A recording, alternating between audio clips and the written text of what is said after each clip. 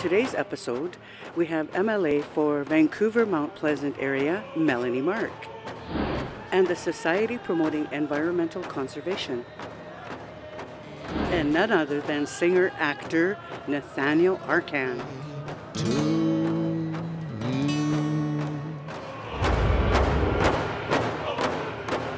Kiachitin Chinkun and Tomi. You're watching Stories from the Salish Sea.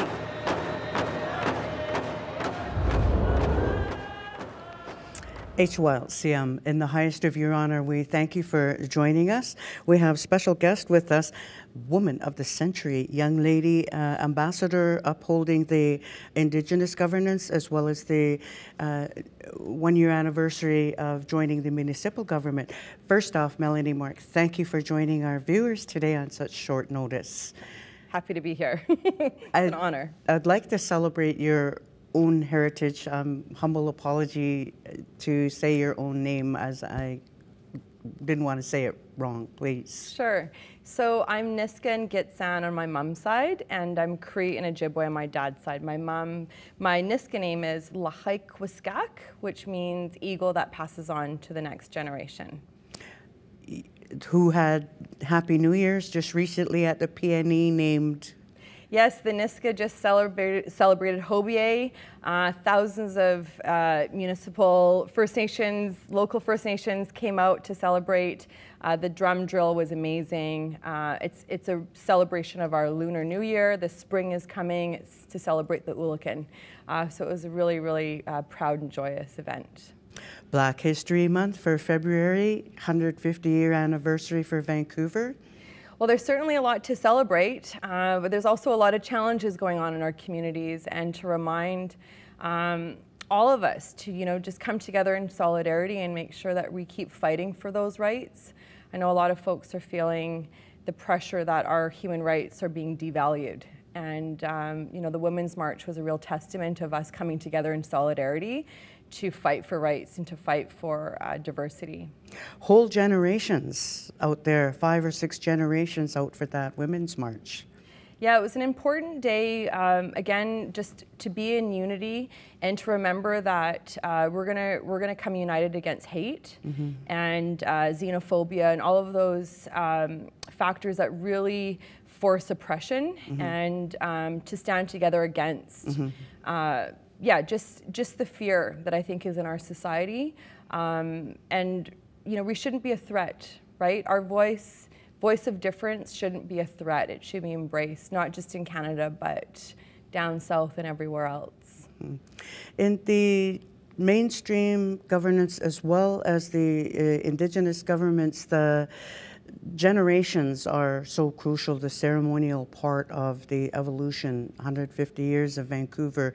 Could you focus on our children's perspectives with Vancouver growing around our unceded territories? In your perspective as Child and Family Services, give us an overall of where we're at with our children's services, please. Yeah, so, I grew up in East Vancouver. I grew up not living on my traditional territory. I was born at Vancouver General Hospital.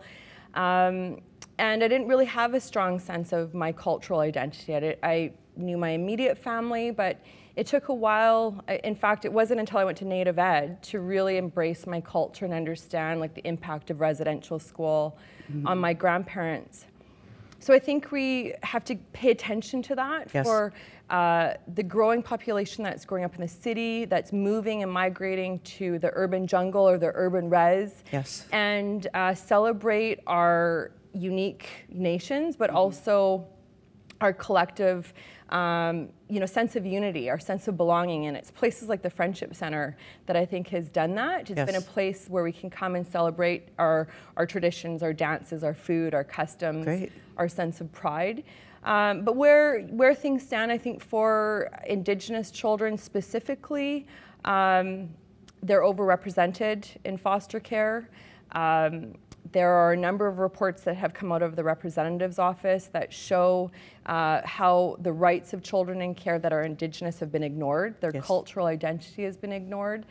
So there's a lot of work to do. I think we are at a moment in time where we have to make sure that there's justice for our kids. Truth and reconciliation was an opportunity for a call to action, to acknowledge what the survivors, our elders, our grandparents have gone through and are still living with today, that trauma of being ripped from their families. But some of that trauma hasn't ended. We've still got kids that are going into care, and that overrepresentation isn't going down. So there's a lot of work for our families to heal and to find that sense of reconciliation, but not putting all of that weight on Indigenous people to just solve that on our own. Yes. But to look at how we can celebrate First Nations community and not oppress them. With that in mind, middle of a family event, middle of February, we have, would you talk about the family gathering on Valentine's? Yes, it's such an important, emotional and powerful day. Yes. You know, this is the 20th annual event, the Women's March. We come together in solidarity to say no to violence and hate, our murdered Indigenous women and girls. I think it's such an important event. You know, all sectors of the community come together, walk together, drum together, but are really, again, calling for that action. So this year, you know, next week is February 14th, the first day of the legislature. It's the throne speech. I am not going to be attending in the legislature with my colleagues. I am going to stand with the women in the march because I think it's important that we pay attention to this issue. Thousands of women and girls are going missing, and most of them are Indigenous, and we need justice for the family. So I think there's solidarity and marching, but I think the march is also about healing. And the Survivors Totem Pole downtown, you know, from Bernie Williams is a reminder of that healing is within us, it's present, and it's within reach.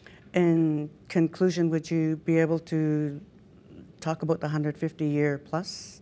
Yeah, Canada's celebrating, you know, a huge birthday, a huge milestone. I think for many Canadians, this is a big birthday. It's a time to celebrate our diversity and to look forward to the next 150 years about continuous celebration of that diversity, not oppression or suppression. I think we've come a long way as Indigenous people in this country. We're still standing, is what I often tell folks. And so there's a lot to celebrate, but there's also a lot of work to do. So, with that in mind, if you could, in closing, offer the public strength tools that got you where you're at, reaching your goals. Sure. Well, my family played a big part. 1 minute. Oh, please go ahead. Sure. My family played a big part in that. My aunts and the matriarchs. So I think we really have to uplift and celebrate our matriarchs.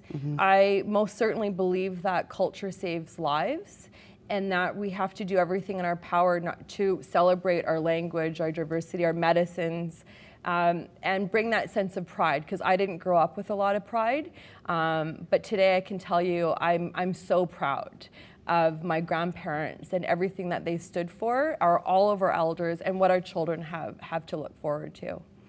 In the highest of your honor, we thank you for being out there for us, doing the inevitable, stepping forward still, and the strong for your strength. For our Stories from the Salish Sea witnesses, as well as viewers, we brought medicine from the land, cedar, sage, sweetgrass, gachmeen. It's all medicines that we use on vigils for healing process. People can bath in them, smudge in them, wear them on their person, and we offer you appreciation, a thank you for Happy New Year celebration, and wish you the best of the best for Stories from the Salish Sea. Thank you, Kelly. Thank you, and congratulations. I know you're hitting your 1-year anniversary sometime this month. So thank you for all of your work and just being a storyteller for our people. It's awesome. Congratulations. We're humbled. Told you you wouldn't be the same with Stories from the Salish Sea. Thank you, Melanie Mark. I told you you wouldn't be the same. Don't touch that dial.